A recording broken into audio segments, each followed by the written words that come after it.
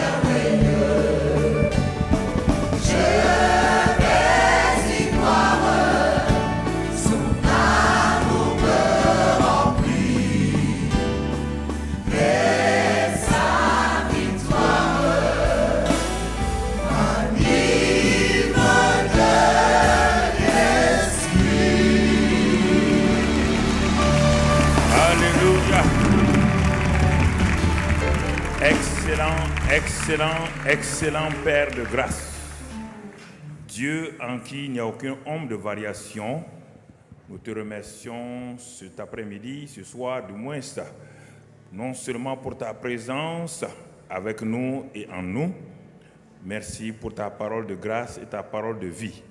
Nous te disons merci pour tous tes bienfaits pour cette soirée, au nom de Jésus. Amen. Asseyez-vous dans sa présence. Asseyez-vous dans sa présence. Nous remercions le pasteur Yvan et son épouse et toute l'équipe de Impact Centre Chrétien pour cette deuxième session de conférence ici dans ce palais de congrès de Montreuil. Nous bénissons le Seigneur pour tous les orateurs qui sont là pour nous entraîner à avancer avec le Seigneur, pour glorifier le nom du Seigneur. Et c'est une grâce pour nous d'être ensemble pendant ces quelques jours afin de voir ce que Dieu veut faire dans nos vies et nous conduire pas à pas. Alors, je vais faire mon introduction ce soir et je vais continuer demain, après-demain, les quatre séances qui me sont données afin que nous puissions cerner un peu l'aspect que je vais aborder dans cette conférence-là. Mais auparavant, il y a quelques nouveaux livres qui ont été écrits encore de mon épouse. Quel genre d'homme êtes-vous dans votre maison? Quel genre d'homme? Si ton mari ne veut pas acheter, achète pour lui donner. Ensuite, deuxième livre, chef de famille jusqu'au bout. Est-ce que ton mari est chef de famille à moitié? Donc, donne-lui cela pour aller jusqu'au bout. Après, il y a la foi persévérante. Ensuite, entrer dans votre bénédiction et choisi et établi pour porter du fruit qui demeure. Voici donc, vous les trouverez au comptoir des librairies, là-bas au fond. Merci Seigneur. Maintenant, je vais aborder avec vous, écoutez-moi très bien, je vais m'entretenir avec vous sur le sujet que vous m'avez donné de traiter.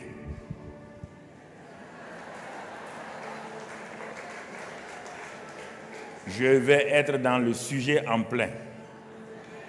Vous avez dit vivre une vie qui fait quoi? Ok. Vivre une vie C'est-à-dire que vous m'avez dit de venir vous dire que vous voulez vivre une vie. C'est ça, non? Qui manifeste la gloire du Seigneur. Une vie, hein? Vous voulez la vivre? Ok, on va aller pas à pas. Quelqu'un d'autre doit la vivre pour vous? Quelqu'un doit vivre cette vie-là pour vous? Ok. Maintenant, c'est l'introduction. Vous savez, il faut s'arrêter, examiner, discerner pour voir ce que Dieu veut dans notre vie et ce que Dieu a fait. La Bible est dans deux aspects, l'Ancien Testament et le Nouveau Testament. Il faut bien comprendre la Bible. L'Ancien Testament était l'ombre de la réalité qui devait venir. Une ombre est une ombre. Quelle que soit l'ombre d'un arbre, quelle que soit l'ombre d'un homme, ça reste une ombre. Je veux parler à vos cœurs pour que nous comprenions. S'il y a l'ombre, c'est que la réalité n'est pas loin. Toute ombre est liée à une réalité. Alors, et Dieu, préparant les cœurs pour que les gens viennent, il a d'abord amené tout doucement, après la chute d'Adam et Ève, il a amené donc un processus de retour à ce qu'il a fait. Dieu n'a pas une seconde solution. Dieu n'a pas de solution bis. Non. Dieu connaît la fin d'une chose avant son commencement. Il n'a pas besoin de dire « je me suis trompé, je prends une autre route ». Non. Quand l'homme interrompt le programme de Dieu, Dieu cherche le moyen pour que la personne qui est sortie trop tôt de l'autoroute rentre encore sur l'autoroute. Et c'est pourquoi il y a plusieurs sorties de l'autoroute. Si tu manques ça, tu pars, tu tournes, tu reviens sur l'autoroute. Alors, écoutons très bien, frères et sœurs. Ce qui transforme. Je vais saisir vos pensées avant de commencer à développer mon message. Il y a deux hommes dans la Bible, dans le Nouveau Testament, quand on regarde dans Actes des Apôtres, le premier s'appelle Philippe, le second s'appelle Paul. Avec la persécution des chrétiens à Jérusalem, les chrétiens ont été dispersés. Et dans cette persécution, Philippe s'est trouvé en Samarie.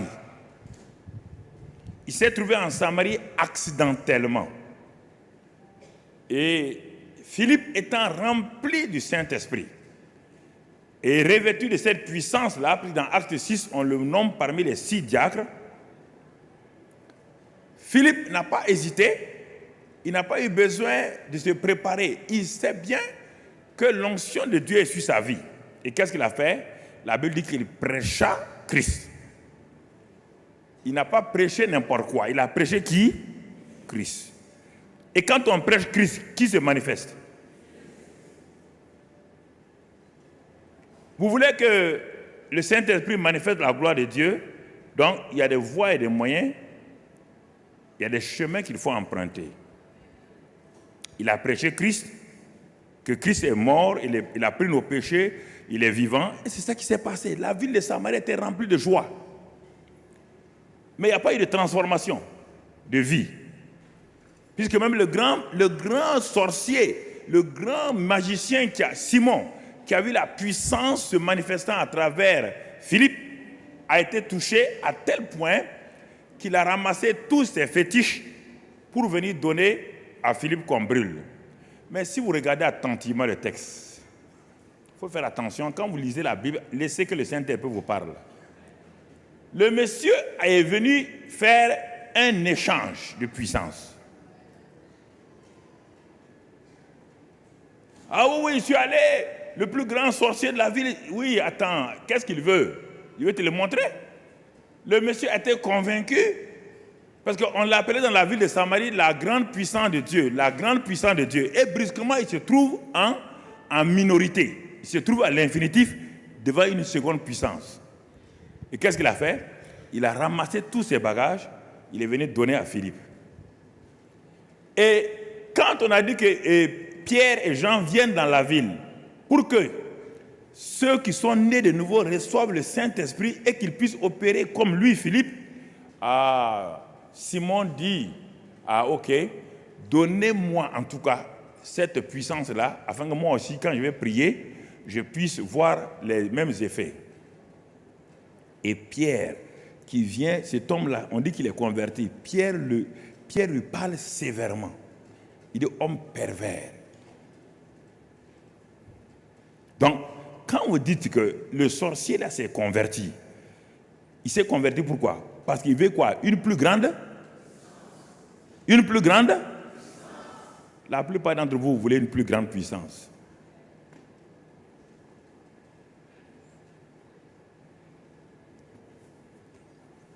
Vous voulez une plus grande puissance. Est-ce qu'il voulait Christ? Non. Il n'est pas transformé. Il n'est pas changé. C'est pourquoi Pierre, avec le discernement, Pierre a vu cet homme-là, il a dit c'est un homme dangereux. On vient de mettre entre ses mains, s'il a le baptême du Saint-Esprit, là, il a la puissance, il va faire plus de dégâts. Parce que lui, il veut pour manifester des choses pour lui-même. Et Pierre lui dit qu'il périsse, que l'homme la périsse avec tout. Allons plus loin, un autre homme, lui il avait la puissance, il s'appelle Saul de Tarse. Lui, il est converti à Christ, il est rempli du Saint-Esprit. Voyons-le, il rentre à Éphèse. Il rentre à Éphèse, il trouve là-bas 12 disciples d'Apollos. Apollos était un prédicateur éloquent, solennel, mais qui n'a aucune onction, aucune puissance de vie en lui. Donc tous ces convertis, ce sont toujours des gens dans la chair. Paul regarde les 12 convertis d'Apollos, il leur dit, avez-vous reçu le Saint-Esprit? C'est étonnant, parce que quand vous recevez le Saint-Esprit, quand on vous regarde, on sait que vous êtes rempli du Saint-Esprit. Ceux qui ont l'esprit de discernement savent si le Saint-Esprit, si vous êtes rempli du Saint-Esprit. Il les regarde, il dit, mais avez-vous reçu le Saint-Esprit? Ils disent qu'on n'a même pas entendu parler du Saint-Esprit. On n'a même pas entendu parler du Saint-Esprit. Il dit, bon, de quel baptême? Alors il descend au premier niveau. De quel baptême avez-vous été enseigné, baptisé? Il dit du baptême de Jean. Il dit, le baptême de Jean n'est pas opérationnel dans le royaume des cieux. Parce que Jean n'est pas dans le royaume des cieux. Son baptême ne peut pas rentrer dans le royaume des cieux. Il les prend, premier niveau d'enseignement, il les enseigne tout juste. Qu'est-ce que la nouvelle naissance? Qu'est-ce que la croix a fait? Qu'est-ce que la croix a produit dans la vie des hommes pour qu'ils reçoivent la grâce de Dieu? Après, il impose les mains sur eux, ils reçoivent le Saint-Esprit. Regardez maintenant, ce Paul-là, sachant que ce qui transforme l'homme, mon frère, ce qui transforme l'homme veut le surnaturel, le signe, c'est vrai. Mais quand il a vu que s'il s'amusait avec le baptême du Saint-Esprit, il laissait ces gens-là et partait, il risquait d'avoir une église terrible, comme l'église de Corinthe, qui avait tout, mais regardez la misère, comment il vivait. Alors, qu'est-ce que Paul fait? Alors, il ouvre une école dans la synagogue. 3 mois d'enseignement sur le royaume. Les Juifs voient que Paul va faire une percée, ils s'opposent à lui. Paul s'en va louer une école. Pendant 2 ans, il est dit qu'il enseigna uniquement le royaume, tous les principes du royaume. Comment vivre dans la justification, la sanctification. Il a enseigné les principes du royaume. Et toute l'Asie, regardez dans Acte 19, toute l'Asie était transformée. La puissance de Dieu se manifestait à tel point que Paul ne priait même pas pour les gens. Les gens venaient à des mouchoirs, touchaient Paul et les démons partaient. Les gens étaient délivrés et guéris. 2 hommes de Dieu. 2. Un prêche, l'autre a l'onction d'enseignement, mais aussi l'onction de prédication. Mais il sait que c'est l'enseignement qui transforme les gens, qui amène les gens à un niveau où ils peuvent opérer sans leur maître. Tout enseignement qui n'amène pas l'étudiant à être indépendant du professeur n'est pas un enseignement. Tout enseignement dans le naturel qui vous a enseigné à l'école des infirmiers. Vous devez être infirmier plus que l'infirmier qui vous a enseigné. Si on vous a enseigné la médecine, vous devez être médecin indépendamment du médecin. Si on vous a enseigné l'informatique, vous devez être informaticien en dehors de maître d'informatique. Vous devez être autonome.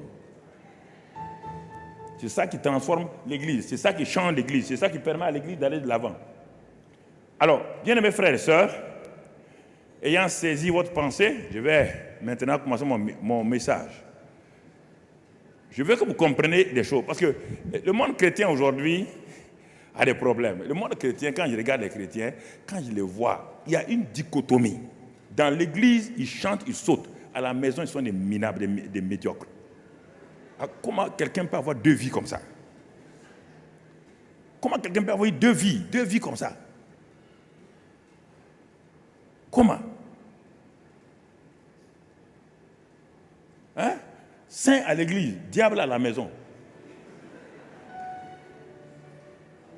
Il dit on va percer, tu vas percer quoi? Qui? Le diable a peur de toi. Même le plus petit démon du royaume de Satan n'a pas peur de toi.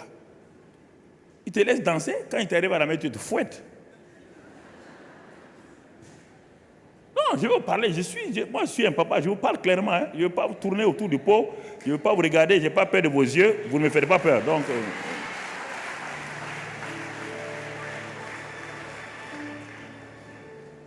il y a trop de scandales dans le christianisme, trop de scandales, trop de scandales. Alors, vivre une vie qui manifeste sa gloire, formidable. Maintenant, je pose la question. Je commence mon message maintenant. Question, quel est ce genre de vie-là qui manifeste la gloire de Dieu? On dit, vivre une vie, laquelle? What is the question? C'est ça la question. Vivre une vie, laquelle? Plus que ce n'est pas déterminé. Laquelle? Vivre une vie qui manifeste la gloire de Dieu. Je te pose la question maintenant, puisque tu es venu, c'est ça que tu veux avoir. Je te pose la question. Si je te posais une question en retour, quel est le genre de vie qui manifeste la gloire de Dieu? Qu'est-ce que tu vas me répondre? Il y a deux sortes de vie seulement, la vie dans la chair et la vie dans l'esprit. La vie dans la chair et la vie dans l'esprit. La vie dans la chair et la vie dans l'esprit. Tu comprends? C'est mon introduction ce soir, la vie dans la chair et la vie dans l'esprit. Et regardons la vie, parce que quand on dit la vie de la chair, là, ce n'est pas quelque chose de péjoratif, hein? Parce que beaucoup de gens ne comprennent pas les termes bibliques. Quand on parle de la chair, les gens voient les adultères. Non, la chair, ce n'est pas ça, mon frère. Quand Adam est passé de la vie de l'esprit à la chair, il n'a pas commis adultère. Il n'a pas mangé, il n'a pas fumé, il n'a même pas pris de la drogue. Qu'est-ce que la vie de la chair? Parce que nous voulons, notre thème est vivre une vie qui manifeste la gloire de Dieu. Quel est ce genre de vie qui manifeste la gloire de Dieu? Est-ce n'importe quelle vie? Non. Est-ce la vie dans la chair? Non. C'est quelle vie? C'est la vie dans l'esprit. Dieu étant esprit, ce qui peut exalter la gloire de Dieu, c'est la vie de l'esprit. Et qu'est-ce que la vie de l'esprit? On le verra plus tard.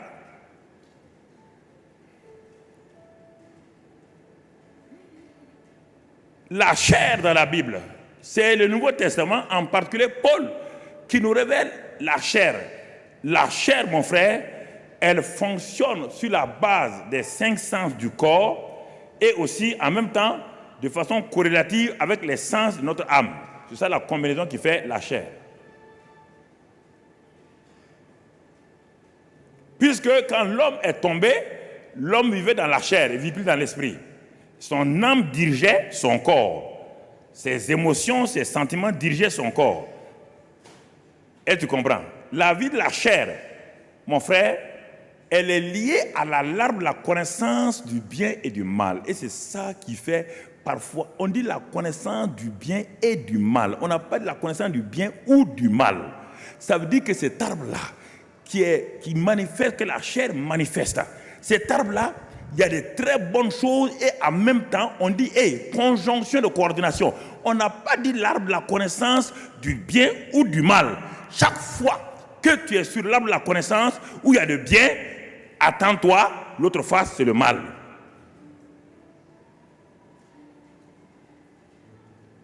N'abaissez pas l'affaire de la chair là à Galate. Galate te montre, on dit les œuvres de la chair. On n'a pas de la chair, on dit les œuvres de la chair. C'est-à-dire que la chair existe et ses œuvres existent. On n'a pas dit que Galate 5, 19, c'est la chair. On dit les œuvres de la chair sont manifestes. Donc la chair est une nature.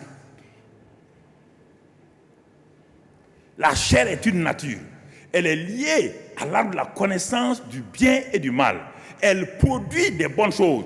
La chair a produit les découvertes scientifiques. La chair a produit tout ce que le monde vit aujourd'hui, c'est la chair. Regarde la puissance de la chair. Vous ne comprenez pas la chair, hein? La chair, quand les gens sont tombés dans Genèse 6, quand les gens sont tombés, on trouve ces hommes qui n'ont plus l'esprit de Dieu, qui ont en train de faire une tour pour aller au ciel. Dieu était tellement inquiété de ce que les hommes, sans rien, sans nos connaissances scientifiques que nous avons là, sont en train de faire une tour pour aller au ciel. Dieu dit, si on ne descend pas pour les empêcher, ils vont réaliser. L'homme est capable d'aller, et c'est pourquoi je dis au président, il va aller par la lune au ciel. L'homme est capable, la chair est capable de tout ça. Regarde les exploits de la chair. Quand on parle de chair, on ne parle pas d'adultère ou autre chose. Ça, c'est les œuvres de la chair.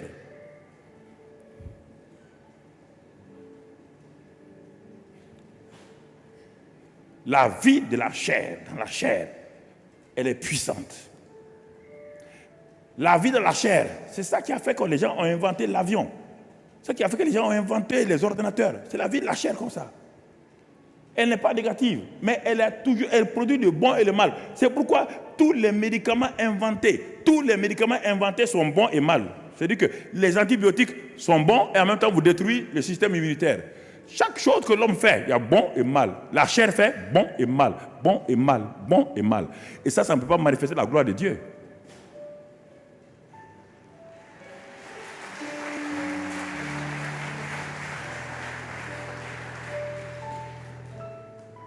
Écoute-moi, mon frère.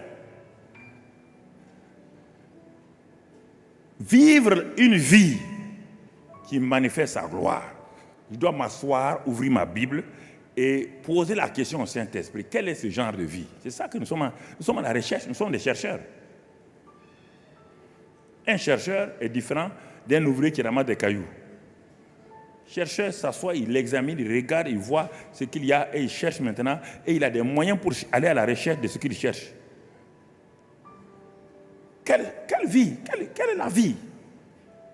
La chair, regarde, la chair est puissante. La chair peut faire que tu vas avoir une grande église. Il y a plein de grandes églises qui c'est la chair.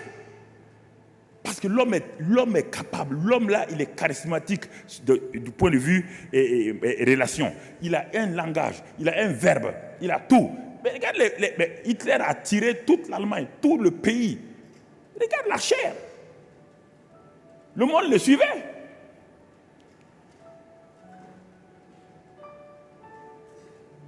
On peut bâtir une église avec la chair, mais elle ne va pas loin. Elle ne va pas loin.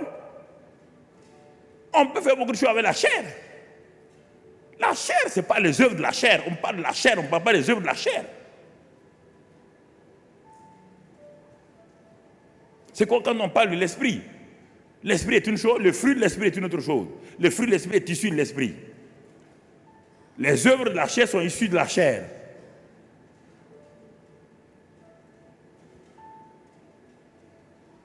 Vivre une vie qui manifeste sa gloire. Qui manifeste sa gloire. La chair amène l'homme à se substituer à Dieu. La chair fait que les gens ne veulent pas l'homme. C'est ça que le monde scientifique, le monde rationnel aujourd'hui, ils ont tellement une gloire qu'ils ne veulent pas la gloire de Dieu. La chair aussi a sa gloire. La chair donne la gloire. C'est pourquoi il y a des stars. C'est pourquoi il y a des savants. C'est pourquoi il y a des prix Nobel. C'est pourquoi il y a tellement de grandes choses dans ce monde-là. Parce que si la chair n'a pas sa gloire, tout le monde allait chercher la gloire de Dieu. Tout le monde allait chercher la gloire de Dieu. La chair a sa gloire. Et cette gloire-là, regardez, quand on fait les festivals, regardez comment les gens défilent, regardez comment les gens paient des millions. La chair a sa gloire. La chair élève les gens. Toute une nation applaudit un homme.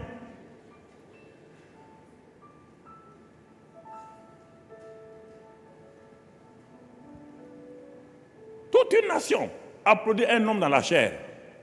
Même les pasteurs applaudissent les hommes dans la chair. Ils ont manifesté un certain degré de gloire. Cette gloire, elle n'est pas mauvaise, mais elle ne glorifie pas Dieu. Elle élève le nom de la nation. Elle élève le nom de la famille. Mais elle n'a rien à voir avec Dieu. Rien avec Dieu. Mon frère,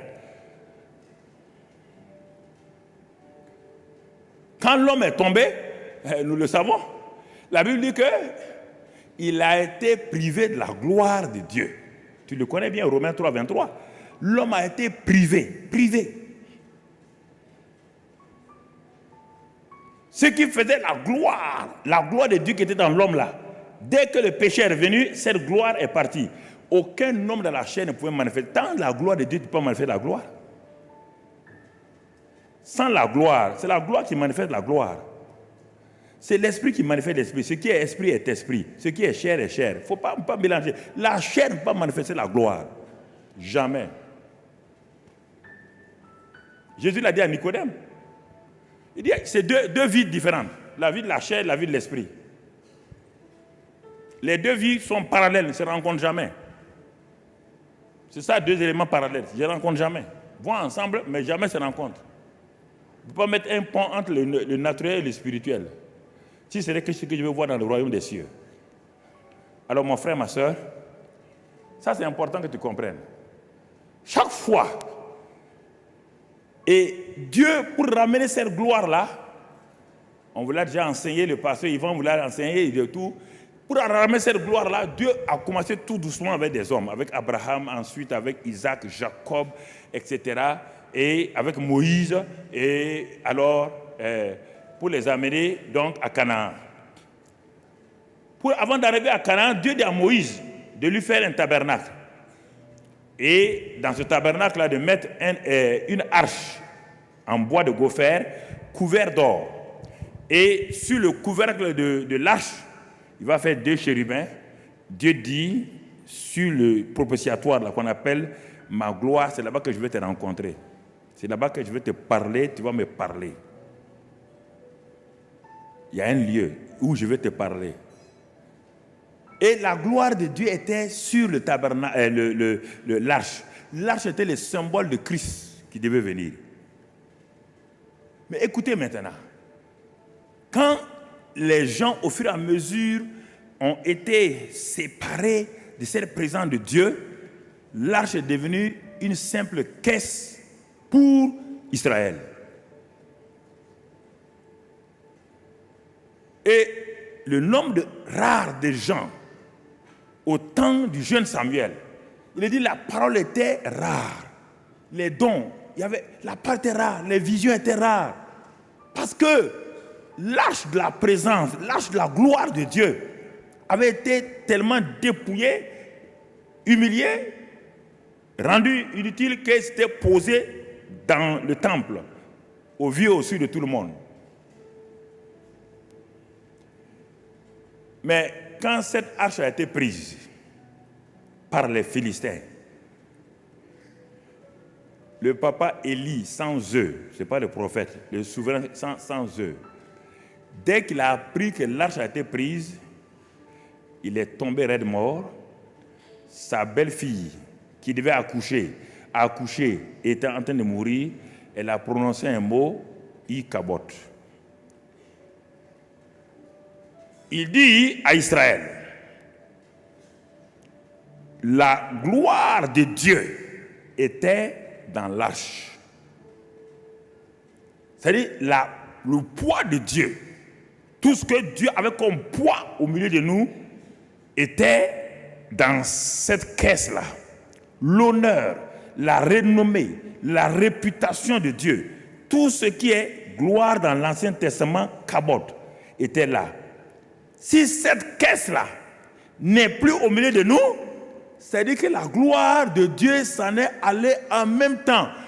Même s'il y a le tabernacle, même s'il y a le temple, sans cette caisse-là, il n'y a rien. C'est un temple vide. Et c'est pourquoi plus tard, quand le Saint-Esprit va venir, si tu ne sais pas l'entretenir, tu te crées un problème.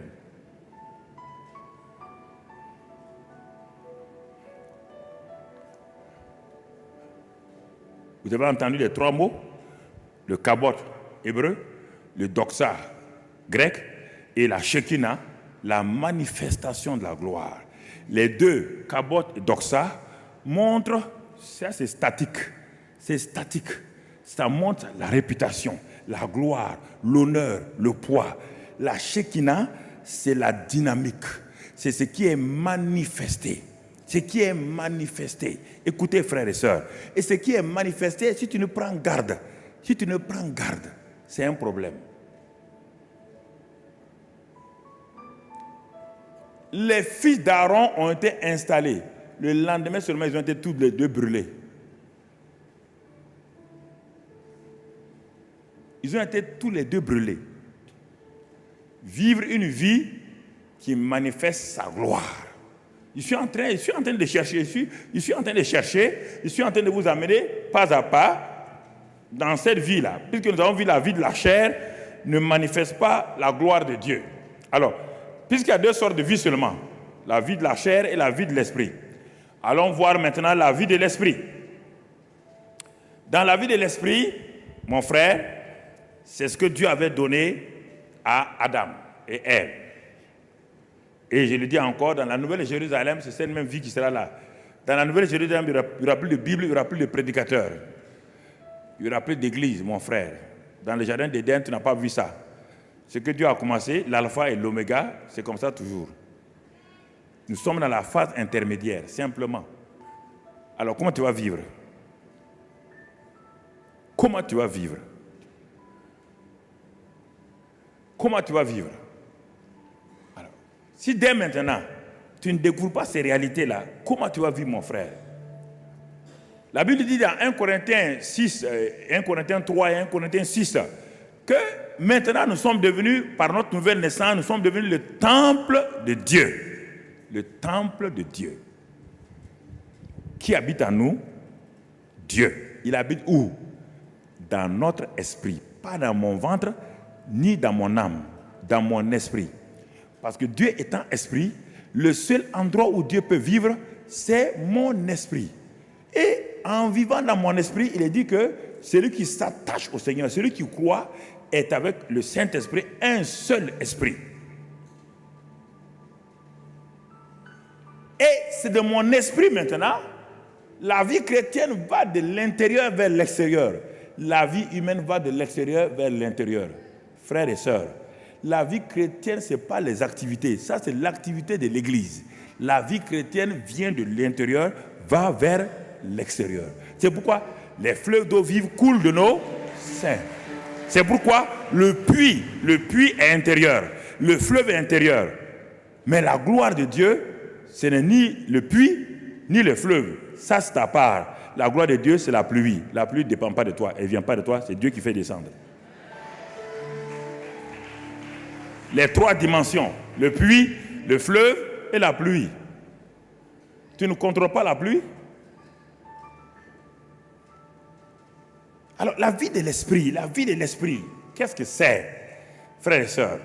La Bible te dit que la gloire de Dieu est en toi. Par Colossiens 1,27, il dit Christ en nous, l'espérance de la gloire. Mais regardons, les gens ne lisent pas beaucoup le Nouveau Testament. Et ça crée des problèmes, parce que lire le Nouveau Testament sans la révélation, ça crée un problème. La vie de l'esprit est caractérisée. La vie de l'esprit est caractérisée par quelques éléments importants que je vais te dire, et tu vas comprendre. Et si tu es conscient de ces éléments-là, si tu les entretiens, la gloire de Dieu va se manifester. La gloire de Dieu n'est pas spectaculaire, elle est surnaturelle. Ne confondez pas le spectaculaire et le surnaturel. L'homme doit vivre le surnaturel tous les jours, mais il ne vit pas le spectaculaire. Ma vie est surnaturelle, ta vie est surnaturelle. Ta vie n'est pas naturelle. Mais est-ce que tu sais la vivre?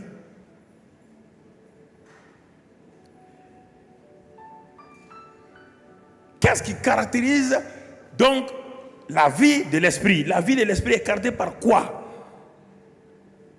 Il dit première chose, et Paul parle aux Galates. Il dit Galates, marchez selon l'esprit et non selon la chair.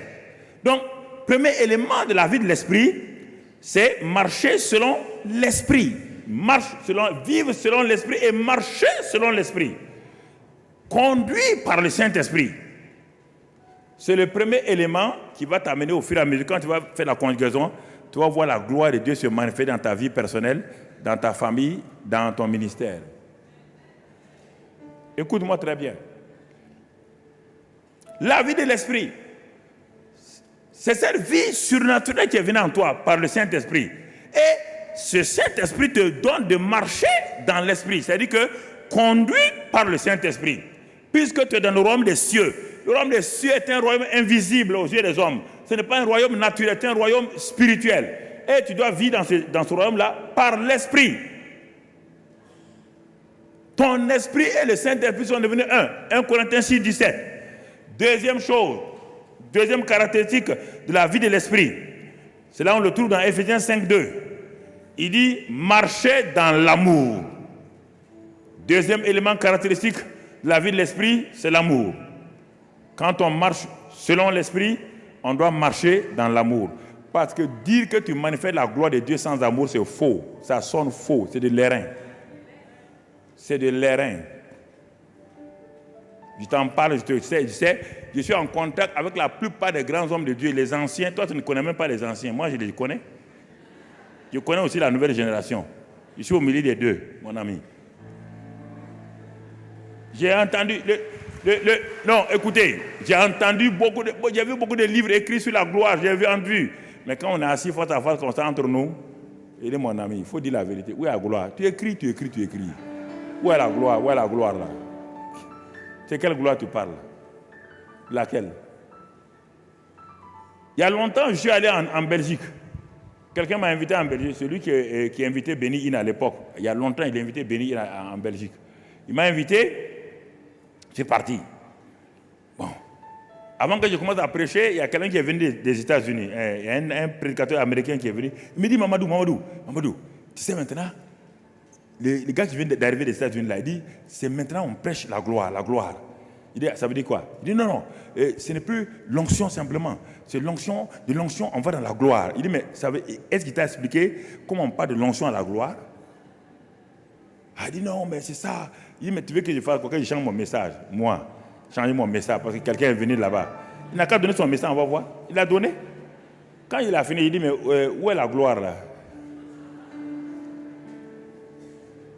Ça n'est pas de collecter des données et puis les lire, lire verset 1, verset 5, verset 10, verset 15. Tout le monde sait le faire, mon frère. C'est ça. Écoute, écoute. C'est pas difficile. Parce que souvent, nous confondons le spectaculaire et le surnaturel. Écoutez-moi, le spectaculaire n'est pas surnaturel, le surnaturel n'est pas obligatoirement spectaculaire. Parce que si on veut le spectaculaire, mon frère et soeur, on aura des problèmes. Par la vie divine qui est en moi, elle est déjà surnaturelle. Elle n'est pas spectaculaire. Ma vie est surnaturelle, mais elle n'est pas spectaculaire. Je vous ai dit, quand j'étais en Géorgie, à Atlanta, il y a plusieurs années, dans les années 80, où je démarrais, dès que j'ai mis les pieds aux États-Unis invités, mais j'avais un complexe, parce que tous les grands hommes de Dieu qu'on connaissait, ça vient de là-bas. On m'a invité dans une grande église, plus grande que celle-là. Là. La moquette là. Mais quand je rentrais là-dedans, j'ai dit, mais ça c'est paradis terrestre, mais c'est quoi? Je devais faire la réunion du mercredi soir, puisque aux États-Unis c'est vendredi et mercredi soir. Une église de plus de 5000 places. Si tu vois les fauteuils là, et puis il n'y a même pas de micro. Il a dit que lui il a copié le temple de Salomon. Quand tu prêches là, ta voix s'en va de l'autre côté. Non, c'est sérieux. En ce temps, moi je fonctionnais beaucoup dans l'onction. Mais Dieu était en train de me corriger et pour dire que je dois enseigner. Et je ne voulais pas enseigner, parce que je ne comprenais pas qu'est-ce que l'enseignement. Arrivé là-bas, Dieu m'a amené aux États-Unis là pour m'enseigner quelque chose. Quand on arrive le soir à 19h pour la réunion, il dit à mon conducteur, à le docteur Lewis qui faisait ma tournée aux États-Unis, il dit qu'il lui s'excuse. Bon, il y a le gars, les gens de Yonggi Show sont là, donc est-ce qu'on peut diviser la prédication en deux temps? Moi, je prends 30 minutes et les Yonggi Show là prennent 30 minutes. Mon ami là voulait un Américain là, il a dit non, il n'était pas d'accord. Il dit mon ami, il faut le laisser. Yonggi Show, il est connu, c'est lui. Moi, je viens de l'Afrique. Les gars ne me connaissent pas. Donc, il ne me connaît pas. Laisse-le tomber.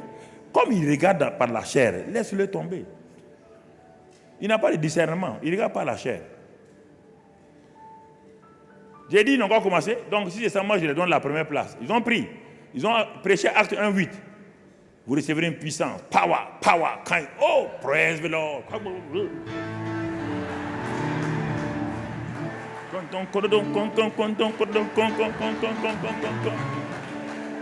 Moi, j'étais assis, j'ai dit à Dieu, c'est chaud aujourd'hui. Les gens ont chauffé la salle, comment je vais faire maintenant? Dieu me dit, tu prêches Jean 15. Il dit, Dieu, Jean 15, c'est le sarment, le cep et le sarment. Il dit, ce que vous ne comprenez pas, vous, si toi tu as un sarment, moi je suis le cep, tu peux échouer? Hein? La vie du cep est dans quoi? La puissance du cep passe où? Sois un simple sarment, lève-toi. Quand ils ont fini, je me suis levé, j'ai commencé à prêcher doucement. J'ai écouté le Saint-Esprit. Il faut savoir écouter le Saint-Esprit. Quand tu prêches, ne va pas vite. Le Saint-Esprit te parle. Parce que, écoute, un prédicateur est un chauffeur. Il regarde la route, il regarde les rétroviseurs, il regarde bien et il fait attention à toute la circulation devant et derrière, ce qui lui permet de ne pas faire accident. Donc, il faut écouter le Saint-Esprit. Au moment où tu prêches là, ne viens pas prêcher tes idées. Il y a plein de choses que j'écris là, mais ça ne sort pas.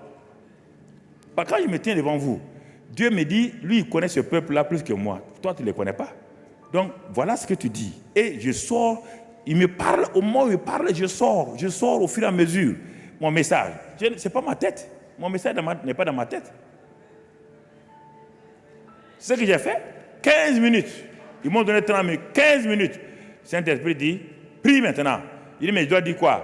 Il dit, mais comme ils ont dit qu'il y a l'onction là, tu as déjà vu danser, non? Dis simplement, esprit de Python. Dis seulement, esprit de Python. Quand j'ai dit ça, esprit de Python, mon frère, la salle a changé brusquement. Les gens qui criaient, praise the Lord, étaient à terre. Comme ça.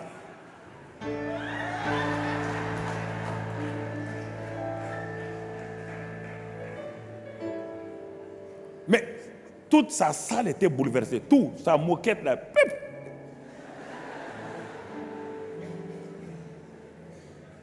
Il a levé une offrande spéciale pour moi. Il dit, the African man is a powerful man. Il dit, non. Je lui ai dit, ce n'est pas l'Africain là, c'est le Saint-Esprit qui est en moi. Faut pas africaniser le royaume des cieux. Il n'y a pas un royaume des cieux africain, il n'y a pas un royaume des cieux français ni américain. Il y a un seul royaume des cieux. Mon ami, mon frère, depuis ce temps-là, j'ai dit à Dieu, si c'est ça l'enseignement, j'accepte. Ça bouleverse, ça change, ça guérit. Au moment où je prêche, les gens sont guéris à l'intérieur, sans histoire. La parole, elle fait quoi? Elle est tranchante, oui ou non? Elle sépare jointure et âme et elle pénètre, elle met à nu les sentiments, elle met à nu les émotions, les blessures. Et elle fait quoi? Elle guérit en même temps, oui ou non? C'est ça que j'ai compris avec l'enseignement, mon frère. C'est ça que j'ai compris avec l'enseignement. Troisième chose, donc la vie de l'esprit, c'est marcher dans l'esprit, c'est marcher dans l'amour. Et troisième chose importante de la vie de l'esprit, il est écrit dans 2 Corinthiens 5, 7, nous marchons par la foi et non par la vue. Je te pose la question maintenant. Regarde ces 3 éléments-là. Est-ce que tu considères ces 3 éléments? Si tu considères ces 3 éléments, comment tu vas échouer? Comment tu peux échouer? Marcher dans l'esprit, dans l'amour et par la foi. Montre-moi ces trois cordes-là, ces trois cordes-là. Comment quelqu'un peut échouer? Comment tu vas échouer? Tu vas échouer comment et comment tu vas échouer? L'esprit est là pour tout ce que tu veux dans l'esprit. L'onction, la puissance, tout, les dons. Ça, c'est l'esprit. L'amour, ça, c'est la nature de Dieu manifestée. Et la foi, c'est la foi qui passe entre les choses spirituelles que Dieu a données et les choses manifestées. C'est la foi qui va dans l'invisible, le royaume de Dieu, prendre tout ce que Dieu a donné pour le manifester dans le physique. C'est la foi qui peut prendre la guérison que Christ a déjà opérée. C'est la foi qui peut prendre la délivrance que Christ a déjà opérée. C'est la foi qui prend ça et dans ta vie personnelle et qui manifeste ces choses-là. Il y a des réunions publiques comme celle-ci. Nous devons prier pour les gens. C'est normal. Nous devons prier pour les gens. Les pasteurs prient pour les gens. Je suis d'accord avec ça à 100%. Mais je vais dire, quand tu quittes les réunions publiques là, maintenant toi-même, qu'est-ce que tu dois faire? Si tu ne connais pas la vie de l'esprit, si tu ne connais pas comment marcher dans l'amour, tu ne sais pas comment marcher dans la foi, comment tu vas faire? Tu attends une autre prochaine réunion. Ça n'ira pas. Les pasteurs prient pour nous ici. Ce qui est normal. Une réunion communautaire comme ça, les gens sont de différents niveaux. Ils n'ont pas le même niveau. Donc, on est obligé de prier pour des gens, imposer les mains, chasser les démons, guérir les malades. Mais mon frère, l'enseignement va te donner d'aller toi-même maintenant dans ta maison, sans aucun pasteur. Tu deviens le pasteur de ta propre vie, le pasteur de ta propre maison, le pasteur de ton église familiale. Est-ce que vous pensez qu'un pasteur peut suivre tout le monde? Est-ce qu'un policier peut suivre tous les Français? C'est pourquoi on vous dit de faire attention, d'être prudent. Ce n'est pas les policiers qui vont vous suivre partout. Il n'y a pas assez de policiers pour suivre chaque Français. Il n'y a pas assez de pasteurs pour suivre chaque chrétien. Chaque chrétien doit être son propre, chaque Français doit être son propre policier. Chaque chrétien doit être son propre pasteur. Alors c'est fini.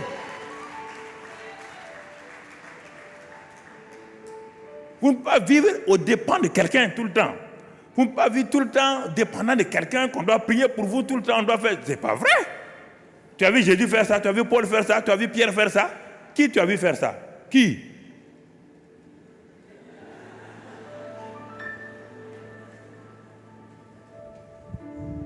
Mais si ce n'était pas réel, pourquoi Jésus va laisser le monde entier à 11 traîtres? Le 12e traître s'est déjà pendu. Il reste 11. 11. Quand on les regarde, quand les anges ont dit à Jésus, mais tu t'en vas là, qui va faire... Il dit, mais les voilà mes gars. Les anges ont dit qui? Pierre, c'est lui qui t'a trahi, les deux, oui.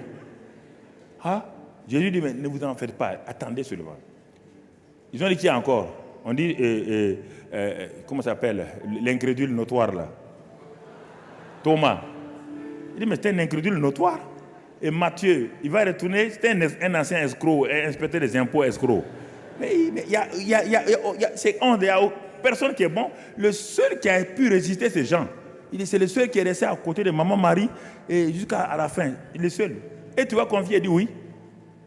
Écoutez-moi, frère. 11 personnes dans la chair. 11 personnes dans la chair. La chair ne peut rien faire. Jésus leur dit, n'essayez pas de changer le monde par la chair. Même si vous avez appris des choses avec moi, vous ne pouvez pas. Attendez le Saint-Esprit, le transformateur. Regardez. Mais regardez Paul et Silas. Écoutez frère, Paul et Silas, 2 personnes. Ils étaient dans une ville, les gens de la ville accourent. Il dit, ceux qui ont bouleversé le monde sont là. Est-ce qu'aujourd'hui, on peut t'appeler bouleverseur du monde? Ceux qui ont bouleversé le monde sont là. Voici comment on appelle les chrétiens, comment les païens doivent nous appeler. Ceux qui ont bouleversé le monde, ils sont là. Ils sont là, dans la cité. Ils sont là. Quel est ton impact sur ton quartier à Paris? Quel est ton impact sur la ville de Paris? Quel est ton impact là où tu es? Quel est ton impact? Quand tu marches dans les rues, est-ce que les gens disent, ah, cette femme-là, vraiment, grâce à elle, dans la pâtée de maison là, dans cette rue-là, vraiment, grâce à ta présence, on voit quelque chose? Non.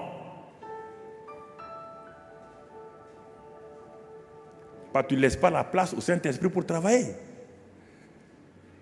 Tu as pris le Saint-Esprit, tu l'as emprisonné et tu veux manifester la chair. La chair ne peut pas. La vie de l'esprit. 3 éléments. Marcher dans l'esprit, dans l'amour et par la foi.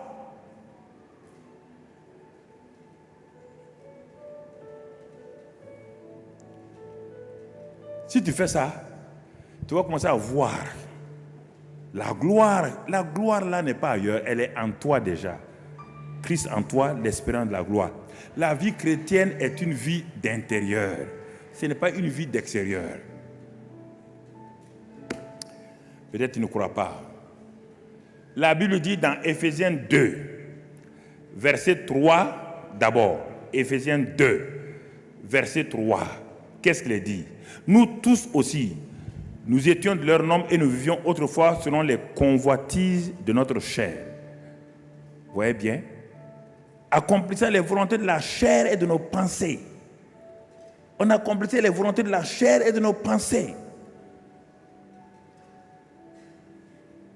Allons au verset 9. Au verset 9. Dans le verset 9, ce n'est point par les œuvres, afin que personne ne se glorifie. Verset 10. Verset 10. Car nous sommes son ouvrage. Nous ne prenons pas le temps de lire la Bible. Nous voulons faire des choses pour Dieu. Dieu dit, nous sommes son ouvrage. Ayant été créés en Jésus-Christ pour des bonnes œuvres que Dieu a préparées d'avance afin que nous les pratiquions. Nous pratiquons trop de choses qui n'ont rien à voir avec les bonnes œuvres que Dieu a prévues d'avance, qu'il a préparées d'avance. Nous sommes son ouvrage. Ce micro-là est l'ouvrage de quelqu'un qui l'a inventé. Il l'a inventé pour un but. Ce micro-là, mon frère, c'est pour amplifier ma voix. Elle ne sert pas à autre chose. Tant que je ne parle pas, le micro ne peut rien faire. Si je dis micro, parle. Est-ce qu'il peut parler? Il est fait pour amplifier. Toi, tu es fait pour quoi? Tu as été créé pour quoi? Parce que tu confonds la destinée naturelle et la destinée spirituelle. La destinée naturelle, tu es ingénieur. La destinée naturelle, tu es informaticien. Mais tu vas mourir sans ta destinée spirituelle. Et tu vas arriver au ciel, Dieu s'en fout d'ingénieur, d'informaticien. Ça n'existe pas au ciel. Il va te dire, mon ami, voici le livre des destinées. Voilà ce que tu devais faire. Tu n'as rien fait. Maintenant, tu es sauvé, ouf, à travers le feu, ouf. Mais sans aucune récompense. Mais vous ne lisez pas, lisez la Bible, ne vous laissez pas embrouiller par les gens. On dit, vous êtes son ouvrage.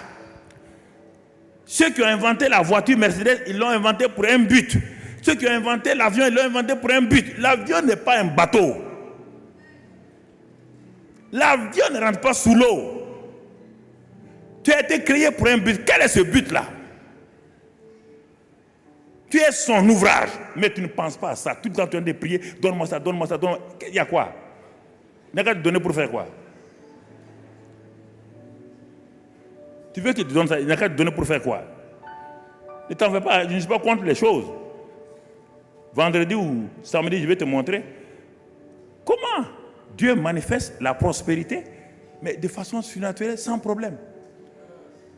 Et tu dois participer à ça. Quand je vais lancer l'appel là, mais tu dois participer à ça. Et Dieu, écoute, quand il y a un projet quelque part, écoute, bon, ça c'est vendredi, samedi. Ok, très bien, merci. Voilà.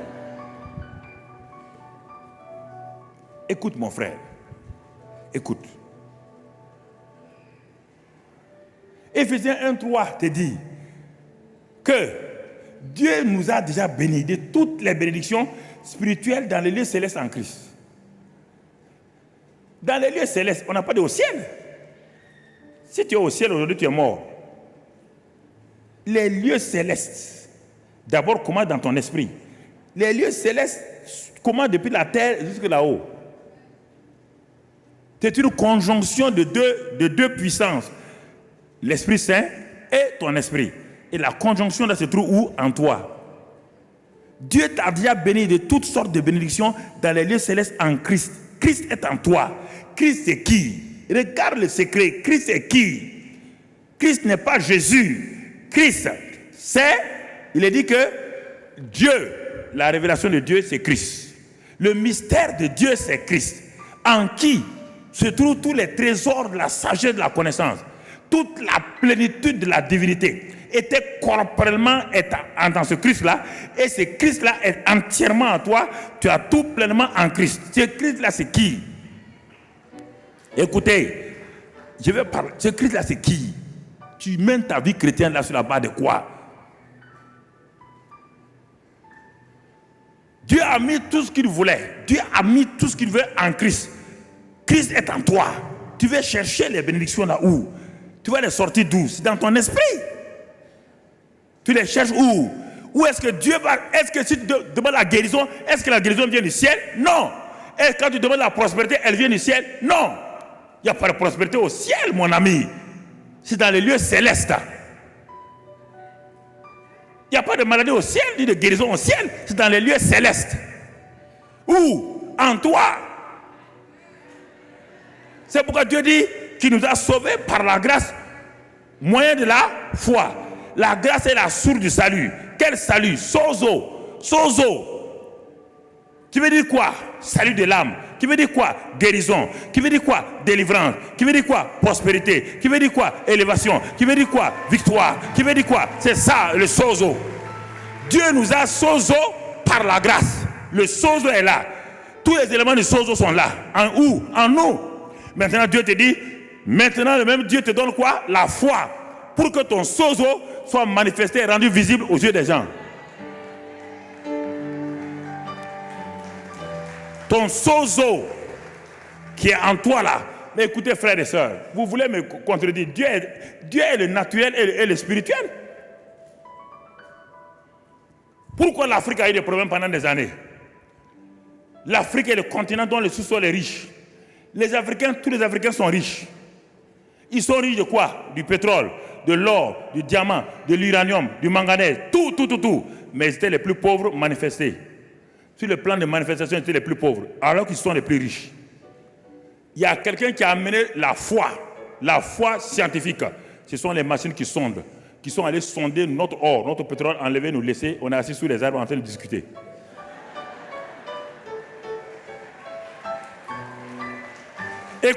Écoutez, le naturel et le spirituel vont ensemble.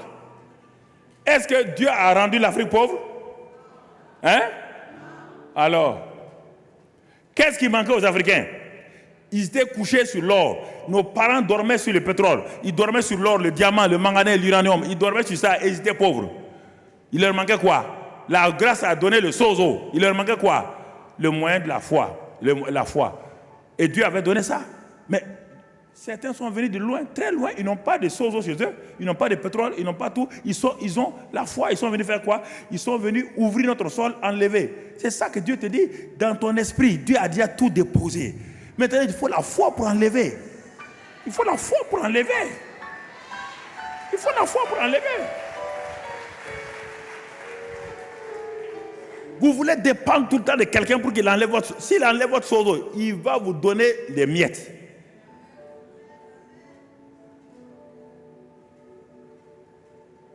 Pourquoi vous n'étudiez pas longtemps? Pourquoi tout le temps vous voulez tout le temps que quelqu'un soit là?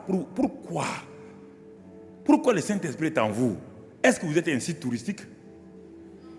Le Saint-Esprit a fait quoi en vous? Posez-vous la question, vous aussi.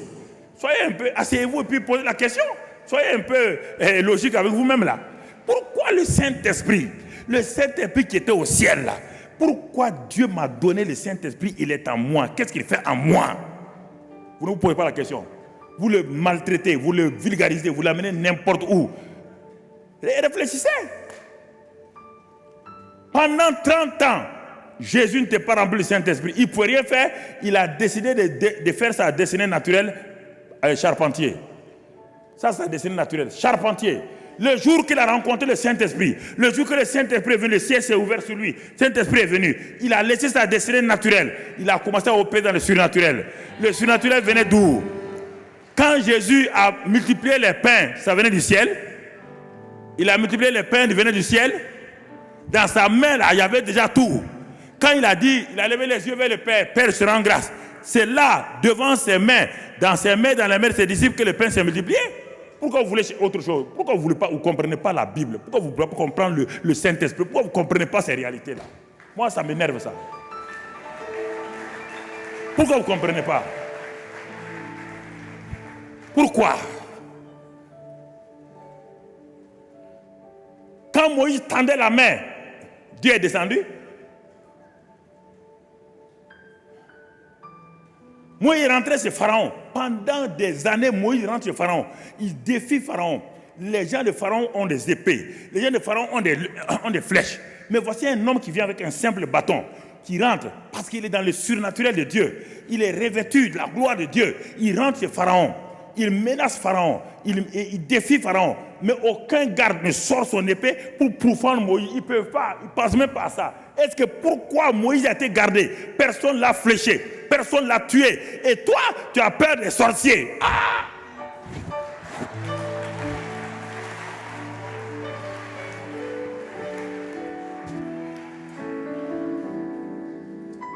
Quelque chose, ici, ça ne va pas. Ça ne va pas.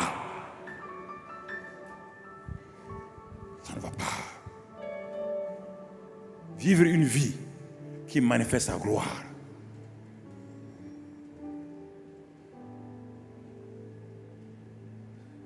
Mais, mon frère, regarde-moi.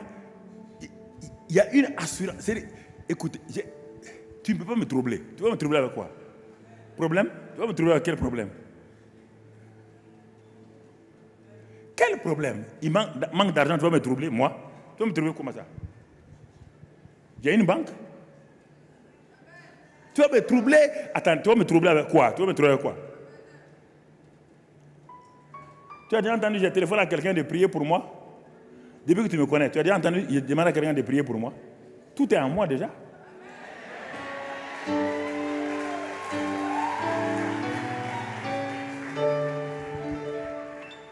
C'est ça. 2 Pierre 1,3 dit quoi? Sa divine puissance nous a donné tout ce qui contribue, tout, T-O-U-T, pas pluriel, tout absolu, tout ce qui contribue à la vie et à la piété. Sa divine puissance nous a déjà donné tout ce qui contribue à la vie. Quelle vie? La vie qui manifeste la gloire là. Tout est déjà là. Ça nous a donné ça. Sa divine puissance.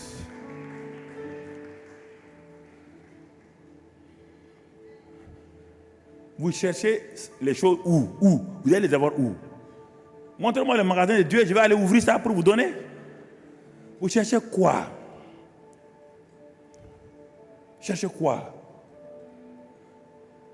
Vous êtes diplômé.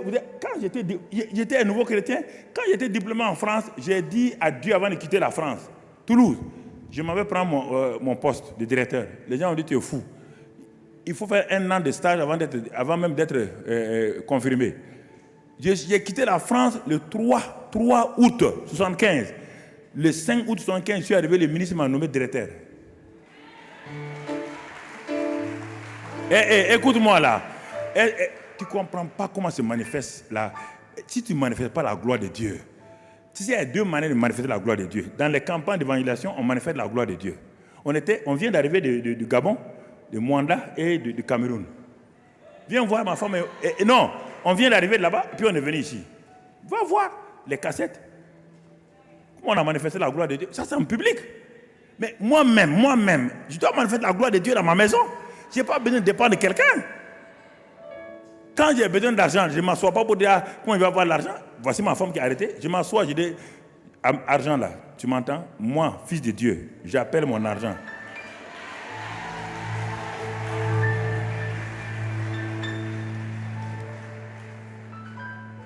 Mon père a l'or et l'argent, oui ou non? Je suis quoi? Fils de qui?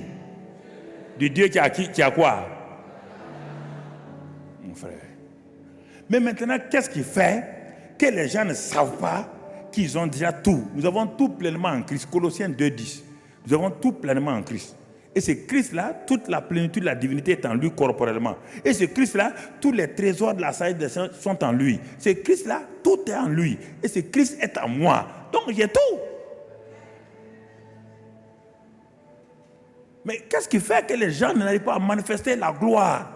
Moi, ce que je vais traiter là, parce que les pasteurs, les jeunes là ont traité beaucoup de bonnes choses. Ils ont traité le pasteur Yvan, les hôtels, Samuel et le pasteur. Ils ont tous traité de très bonnes choses. Ils ont prié pour vous, tout.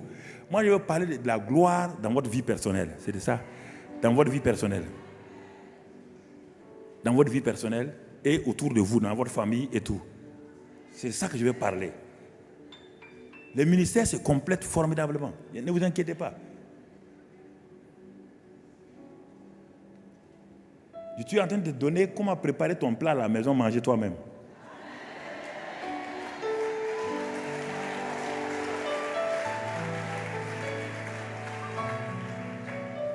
Écoute mon frère. Pour tout ça, il faut la révélation. Il faut la révélation du Saint-Esprit pour que tu comprennes ce que je t'ai dit là. Ce n'est pas la compréhension intellectuelle, la compréhension, la révélation. C'est ça. Éphésiens 1, verset 16 à 18. Et regarde ce que Éphésiens 1, verset 16 à 18 te dit. Éphésiens 1, verset 16 à 18. Qu'est-ce qui est écrit là-bas? Éphésiens 1. Je ne sais de rendre grâce pour vous, faisant mention de vous dans vos prières, dans mes prières. Et il dit quoi? Afin que le Dieu de notre Seigneur Jésus-Christ, il dit, le Père de gloire vous donne un esprit de sagesse et de révélation dans sa connaissance. Voici tous les secrets qu'il vous donne. C'est-à-dire qu'il manifeste en vous l'esprit de sagesse et de révélation dans sa connaissance. Et cette connaissance va donner quoi? La suite. Afin que, dans sa connaissance, et qu'il illumine les yeux de votre cœur, pour que vous sachiez, vous voyez le verbe, pour que vous sachiez, pour que vous puissiez voir, discerner, quelle est l'espérance qui s'attend à son appel, etc., etc. Donc, c'est ça, frère, le secret que je vais voir avec vous, et pourquoi on aille vers la fin pour cette introduction-là. Alors, mais ça, regarde un deuxième passage, 1 Corinthiens 2, versets 9 et 10. Regarde ce passage-là. Tu n'aimes pas les lire beaucoup, c'est pourquoi? Parce que c'est en parlant que l'enfant a commencé à parler. Ce qui n'est pas répété ne marche pas, mon frère. Regarde, il dit, mais comme il est écrit. Alors, s'il y a besoin que mes yeux s'illuminent, les yeux de mon cœur s'illuminent, pourquoi je dis ça? Parce que Paul me répond en parlant aux Corinthiens. Il dit, comme il est écrit, ce sont des choses que l'œil n'a point vues. Ah, si l'œil n'a pas point vu, si l'œil naturel n'a point vu, donc j'ai besoin des yeux spirituels. On me dit que l'œil n'a point vu. Va prendre la traduction. Quel œil? Mon œil naturel, que l'oreille n'a point entendu. Et qui ne sont point montés au cœur de l'homme, le cœur incirconcis de l'homme. Ça ne peut pas. Des choses que Dieu a préparées pour ceux qui l'aiment. Il a préparé pour ceux qui l'aiment. Dieu nous les a révélés. Regardez maintenant le moyen. Dieu nous les a révélés par l'Esprit, car l'Esprit sont tout, même les profondeurs de Dieu. Alors, Paul prie pour les Éphésiens. Il dit, je prie pour que Dieu vous révèle, qu'il ouvre vos yeux. Et il dit aux Corinthiens, ce que j'ai dit aux Éphésiens est juste, puisque vos yeux naturels, vous êtes tellement naturels, vous les Corinthiens, que vous voulez voir les choses avec vos yeux, vous entendre avec vos oreilles. Vous n'entendrez pas. Ce sont des choses que Dieu révèle par son esprit. Pourquoi? Par le Saint-Esprit sonde les profondeurs de Dieu. Le Saint-Esprit a sa lampe en toi, qui est ton esprit. Proverbe 20, 27, le souffle de l'homme est l'esprit et la lampe de Dieu. Et c'est cette lampe-là qu'il utilise pour aller aux entrailles. Et il utilise cette même lampe, il utilise sa présence pour sonder le cœur de Dieu. Et les deux cœurs maintenant, les deux profondeurs, tes entrailles et les entrailles de Dieu étant sondées par le même Saint-Esprit, le Saint-Esprit prend les deux éléments du cœur de Dieu et de ton cœur et les met ensemble. Et en ce moment-là, regarde la suite du verset. Regarde la suite. Tu ne prends pas du temps. Quand tu vas dans la prière, toi, tu ne te couches pas devant Dieu. Tu es pressé. Tu parles. Pourquoi tu parles trop à Dieu? Pourquoi tu veux parler trop à Dieu? Hein? Non, pas ça. On va attendre d'abord les versets. Pourquoi tu veux parler à Dieu? Dieu dit qu'il a préparé des choses. Que c'est le Saint-Esprit qui sonde ces choses-là. Et il a mis en toi ton esprit renouvelé. Et ton esprit est une lampe de l'Éternel. et qu'il utilise pour aller dans tes entrailles. Et le Saint-Esprit sonde les profondeurs de Dieu. Regarde bien, le Saint-Esprit sonde les profondeurs de Dieu. Le même Saint-Esprit est en toi, avec ton esprit. Il prend ton esprit, il sonde tes entrailles. Pour que quoi? Pour amener l'harmonie.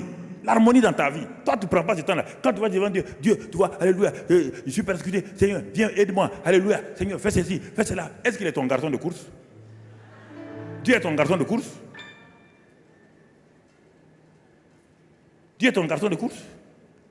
Mais regarde, tu n'as pas la paix. Regarde déjà. Tu vas me troubler avec quoi? Tu vas me troubler avec quoi? Tu vas me troubler avec quoi? Tu vas me troubler avec quel problème?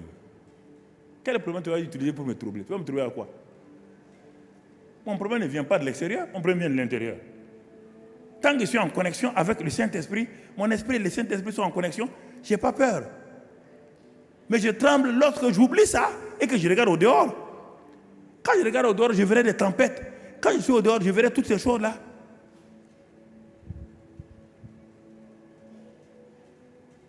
Le Saint-Esprit. Regarde la révélation. La révélation de tes paroles est claire et donne l'intelligence au simple. Illumine les yeux de mon cœur pour que je contemple les merveilles de ta parole. C'est le Saint-Esprit. Il n'y a rien d'autre que Dieu a donné. C'est le Saint-Esprit. Ne me parle pas de prière des jeunes. Ne me parle pas de prière des jeunes. La prière des jeunes ne peut pas remplacer Jésus ni la parole. Adam ne gênait pas dans le jardin d'Éden. Et dans la nouvelle Jérusalem, on ne va pas gêner. Mon frère, quelle est ta relation avec le Seigneur? Quelle est ta communion avec le Seigneur? Quelle est ta communion? Si tu n'as pas de communion, tu jeûnes et tu pries pourquoi? Nous sommes le jeûne des musulmans vient de passer. Tu crois que le jeûne musulman et le jeûne chrétien est différent? Jeûner c'est quoi? C'est s'abstenir de quoi? C'est s'abstenir de quoi? Alors le jeûne hindou, il s'abstient de quoi? Le jeûne musulman, il s'abstient de quoi? Le jeûne chrétien, il s'abstient de quoi? Jeûne pour jeûne, tous les jeûnes sont pareils. Quand j'étais musulman, je jeûnais. Quand je suis devenu chrétien, je jeûnais. C'est toujours le même ventre qui jeûnait? Ou bien il y a un nouveau ventre maintenant qui jeûne?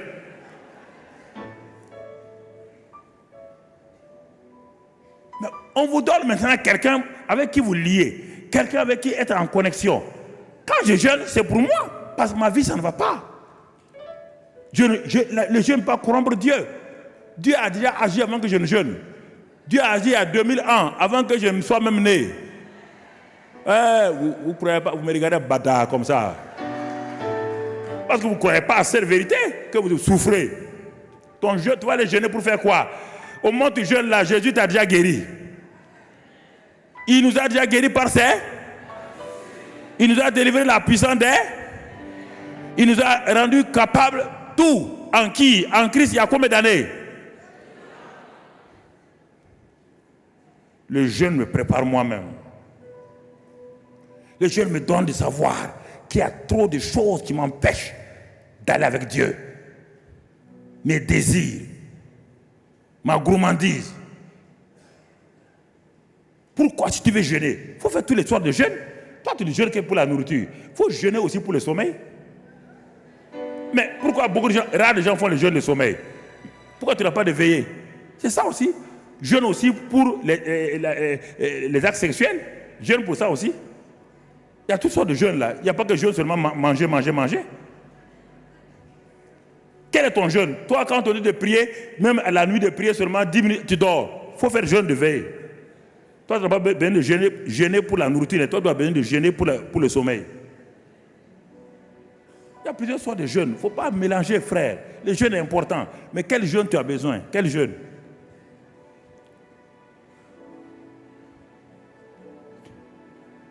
Si tu as une nourriture que tu n'aimes pas et que ta femme a préparé, tu dis tu jeûnes. Tu ne jeûnes pas. Ça, c'est pas jeûner, mon ami. Non.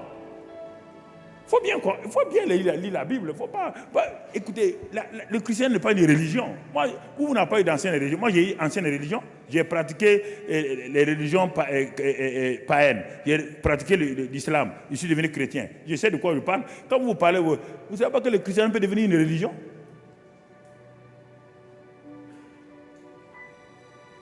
Une religion, carrément. Les pharisiens ont pris ce que Moïse a fait, ils ont fait une religion. C'est la connexion, la relation avec le Saint-Esprit. Dépendre du Saint-Esprit, vivre en relation avec le Saint-Esprit qui amène l'homme à aller de l'avant. Regardons, pour être dans mon heure, c'est ça. Bien qu'ils aient pris 15 minutes sur mon heure. On dit que si on attrape le voleur, il doit restituer cette fois. Ok. Matthieu 16, 15. Regardons la révélation. Regardons la révélation. L'important de la révélation. Tout ça, c'est bien. Mais si je n'ai pas la révélation, je souffre. Je souffre.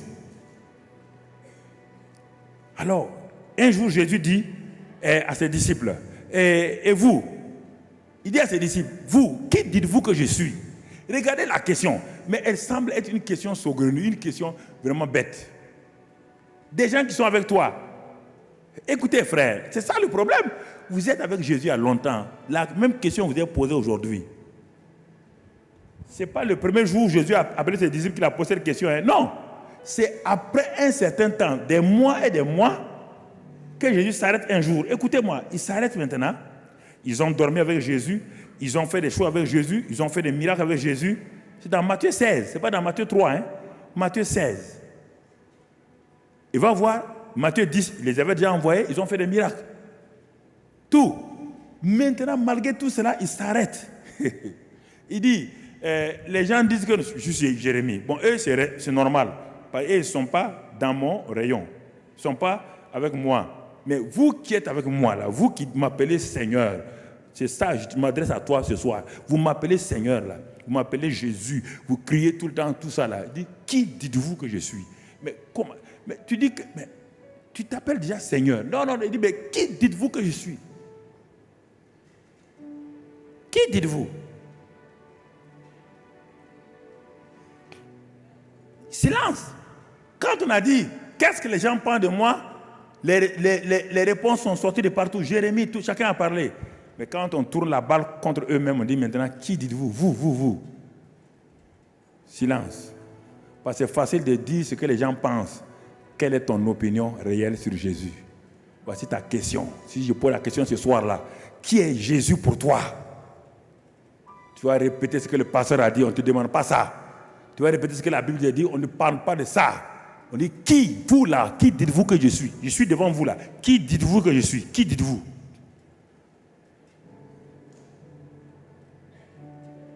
Mais il nous pose une question bête, hein? Mais quand même. Non, il dit, qui dites-vous? Mais pourquoi tout le monde n'a pas répondu? Pourquoi ils n'ont pas répondu tous ensemble?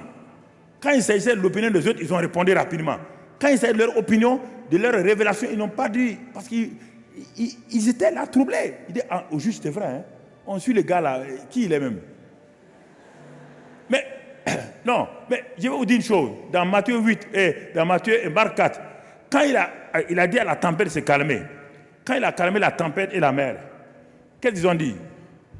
Quel est celui-ci qui calme les tempêtes? Vous êtes avec quelqu'un, il calme une tempête, vous dites, quel est celui-ci? Ça veut dire que tu crois, tu connais Jésus, tu es né de nouveau, si tu meurs, tu vas aller au paradis, mais qui il est? La question ce soir, c'est ça. Si tu savais qui il était, la vie que tu mènes ne va pas mener. Jamais. Si tu connaissais le Saint-Esprit, qui est le Saint-Esprit? Tu ne vas pas mener la vie que tu mènes, la vie hypocrite, la vie mensongère, la vie de haine et autres là. Tu ne peux pas mener ça. Le Saint-Esprit, l'esprit de vérité en toi, l'esprit de vie en toi, l'esprit de puissance en toi, l'esprit de sainteté en toi, l'esprit de tout en toi. Et toi, tu vas vivre comme ça? Jamais. Jamais. Jamais. Jamais. Il faut arrêter de plaisanter là. Il faut arrêter la plaisanterie. Qui dites-vous que je suis? À la fin, un d'entre eux répond, tu es le Christ. Vous entendez bien? Il utilise un mot dont ils n'ont pas, ils ne savent même pas qu'est-ce que c'est. Ce n'est pas le prénom de Jésus. Christ n'est pas le prénom de Jésus. Ils ne connaissent pas Christ encore. Parce que Christ doit être manifesté quand? Quand il sera mort, ressuscité, quand il sera élevé, glorifié, c'est en ce moment-là, puisque dans Acte 2, Pierre va le dire maintenant, c'est Jésus qui a été crucifié, ressuscité là, a été fait Christ et Seigneur. Mais ici, Jésus n'est pas encore mort. Comment Pierre a fait pour savoir que cet homme appelé Jésus là, c'est le Christ? Qui lui a dit ça? Qui lui a dit? Toi, tu parles Jésus. Mais pourquoi? Quelle révélation tu as de lui? Et Jésus, regardez maintenant. On va voir les 5 bénéfices de la révélation. Et on va terminer par là. Les 5 bénéfices de la révélation. Premier, Jésus dit, il dit, Pierre, ce ne sont pas la chair et le sang qui t'ont révélé cela, mais c'est mon Père qui est dans les cieux. Puisque Pierre n'a pas encore le Saint-Esprit, il dit, c'est mon Père qui est dans les cieux qui t'a révélé cela par le Saint-Esprit. Le Saint-Esprit n'est pas dans Pierre encore.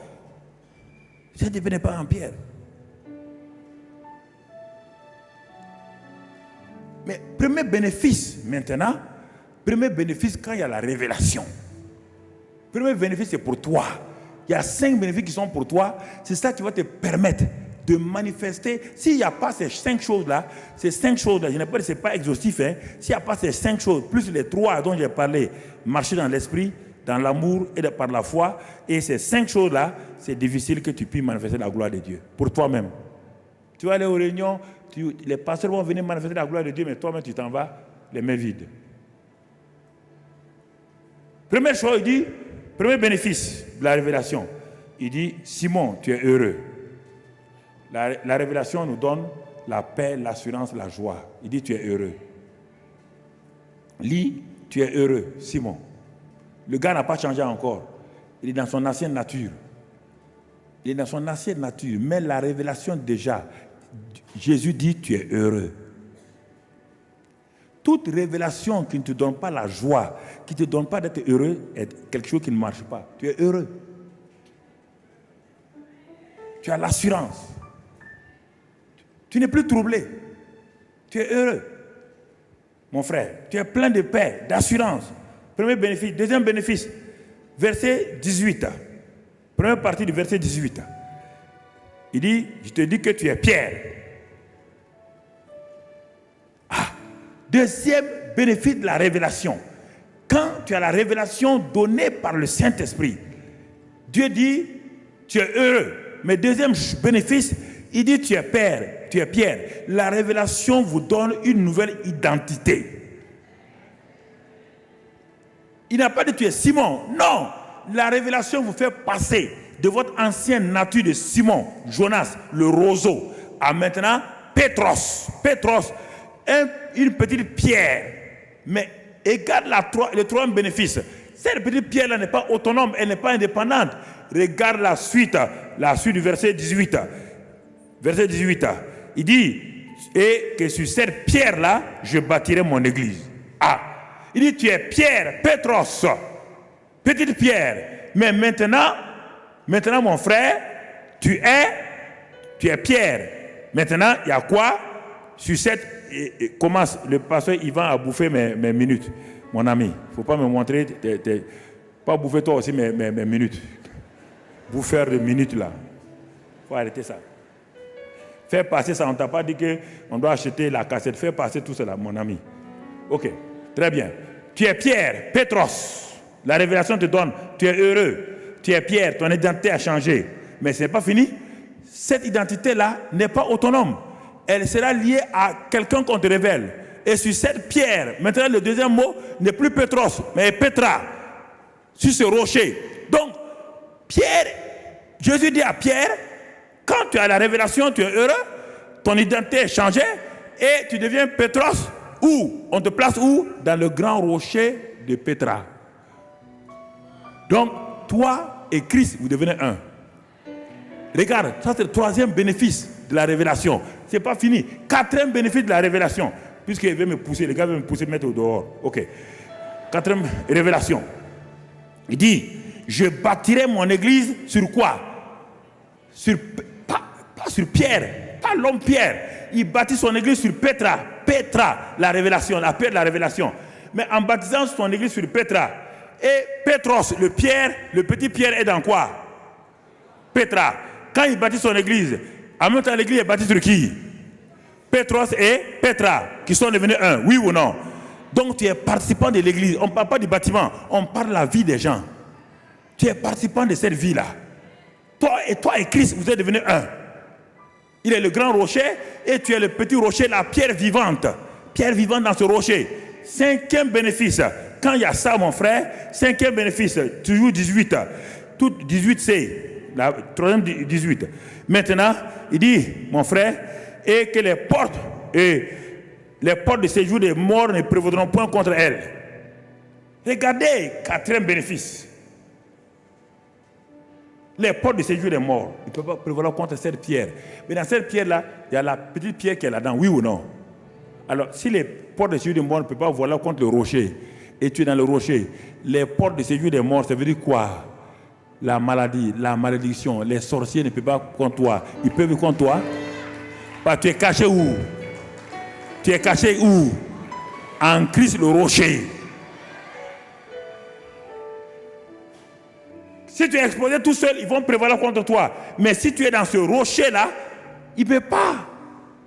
Le dernier bénéfice, regarde maintenant, quand il y a ça, regarde maintenant, il va t'utiliser. Il va t'utiliser pour faire quoi? Il va t'utiliser le dernier bénéfice, verset 19. Regarde ce qu'il te dit maintenant. Quand tu as les 4 bénéfices, le 5e élément, verset 19. Non, nous sommes dans Matthieu 16, 19. Je me suis trompé. Matthieu 16, 19. 16, 19. Dernière chose, quand tu as ces 4 choses-là, dernière chose qu'il va te donner, mon frère, il dit, je te donnerai les clés du royaume des cieux. Et ce que tu vas lier sera, ce que tu vas délier sera, il dit maintenant quoi? Je donne quoi? Les clés. On va donner les clés à qui? À quelqu'un qui a la révélation. Hein? Cet homme-là, il a la révélation, il est heureux. On ne donne pas les clés à un malheureux. Il est heureux. Hein? Il a une nouvelle identité. Pétros dans Pétra. Les deux réunis, c'est le grand rocher Jésus-Christ. Les portes de séjour des morts viennent contre lui. Il vient trouver qui a qui? Il y a le rocher et que lui il est caché dans le rocher. Est-ce qu'ils peuvent l'attaquer? Maintenant, on lui donne quoi? C'est cet homme-là qui a l'assurance. Cet homme-là qui a l'assurance, à qui on donne maintenant les clés du royaume. Pour manifester quoi? La gloire de Dieu. Parce que Dieu est sûr que cet homme-là ne va pas le trahir comme Adam l'a trahi. Parce que cet homme-là est caché en qui? En Christ. Et Christ est en lui. Il est en Christ et Christ est en... Alors il a le pouvoir de faire quoi? Lier, délier. Ça veut dire quoi? Lier, délier là. Ça veut dire il a le pouvoir de s'aimer, récolter, de demander, recevoir, de chercher, de trouver. C'est ça. C'est les lois spirituelles qui commencent à se manifester. Cet homme-là, quand il va quelque part, quand il prie, la gloire de Dieu se manifeste. Quand il demande les choses dans sa vie personnelle, ça se manifeste. Partout où il va, quand il sème, il récolte en abondance. La gloire de Dieu est partout maintenant dans sa vie. La gloire de Dieu est derrière, devant, en haut, partout, mon frère, ma soeur. La gloire de Dieu est partout dans sa vie. Parce qu'il a les clés du royaume. On ne donne pas les clés du royaume à n'importe qui. On donne les clés du royaume à celui qui a la révélation. Frères et sœurs, on va voir la suite demain. Par la suite, par la grâce de Dieu, je voulais introduire ce soir-là, avec ce message-là, que tu comprennes, dans ta vie personnelle. Sans ça, mon frère, tu vas manifester l'onction. L'onction fait de grandes choses. Peut-être on verra l'église de David et l'église de Salomon. L'église de David et l'église de Salomon, c'est 2 choses. Salomon a reçu tout ce que tu veux là. Tout ce qu'un homme veut sur la terre, Salomon a tout reçu. 1000 femmes. Toi, tu veux 2 même. Lui, il a eu 1000. Il a eu l'argent, il a eu tout. Il a eu la sagesse, il a eu tout. Regarde sa fin. Il a manifesté la gloire de Dieu. Mais David, regarde David. Il a manifesté quoi? La gloire de Dieu. Ça, c'est l'église de David, l'église de Salomon. C'est 2 églises différentes. Ce n'est pas n'importe qui manifeste la gloire de Dieu. Hein? David était un homme selon le cœur de Dieu. Et Salomon était un homme qui refusait le cœur de Dieu. Il refusait de chercher Dieu.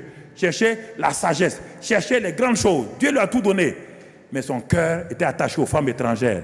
David ne cherchait pas autre chose. Il cherchait Dieu. Dieu lui a donné tout.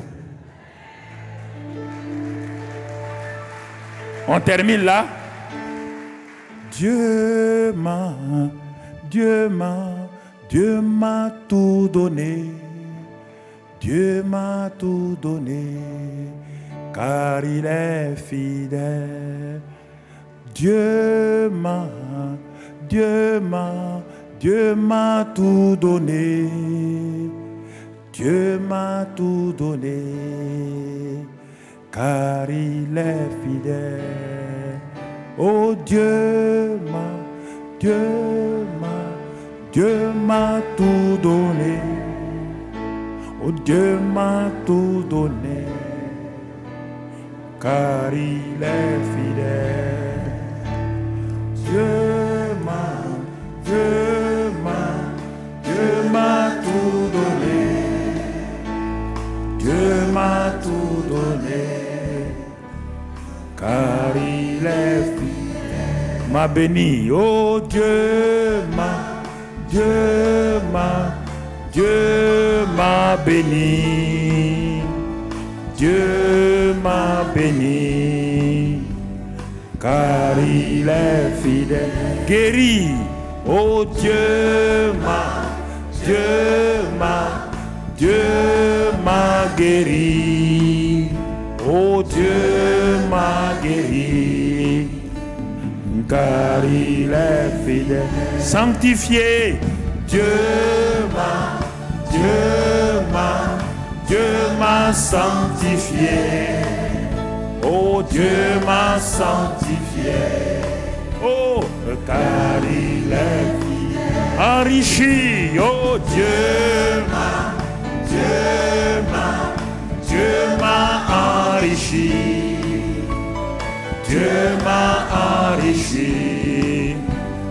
Car il est fidèle. Élevé, oh Dieu m'a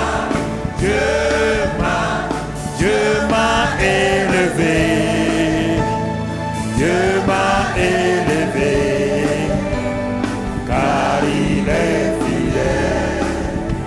Ce que sa bouche a dit, ma foi l'accomplit.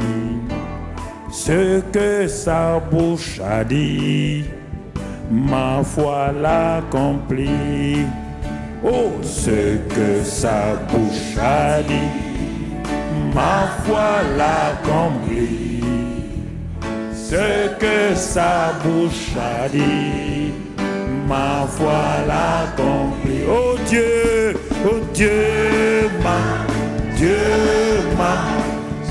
m'a tout donné. Dieu m'a tout donné. Car il est fidèle. Dieu m'a béni. Oh Dieu m'a béni. Dieu m'a béni. Car il est fidèle. Guéri. Dieu m'a guéri. Dieu m'a guéri. Car il est fidèle. Enrichi. Dieu m'a enrichi. Oh oui. Dieu m'a enrichi. Car il est fidèle. Sanctifié. Dieu m'a sanctifié. Dieu m'a sanctifié. Car il est fidèle. Élevé. Dieu m'a élevé. Dieu m'a élevé.